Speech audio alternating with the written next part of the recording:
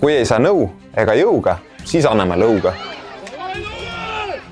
Just sellist lahendust kasutasid Tallinna jalgpalliklubi Leegioni noormängijad 0-12 kaotusega lõppenud mängus Nõmme Unitedi vastu.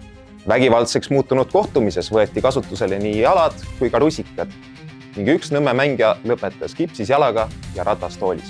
Lapsi pole mõtet antud olukorras süüdistada, küll aga neid toetama pidanud täiskasvanuid. Sekkuda ei suutnud ei treener ega kohtunik ning väljaku ääres viibinud lapsevanemad viskasid hoopiski õli tulle.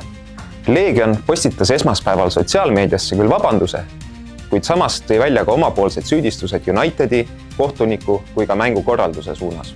Juhtunut on hakanud uurima nii Eesti Jalgpalliliidu distsiplinaarkomisjon kui ka prokuratuur, kes algatas juhtunu osas kriminaalmenetluse. Karistuste määramiseni pole kumbki osapool veel jõudnud. Olukorra järgmiste arengute osas leiad värskemad uudised ikka Õhtulehest.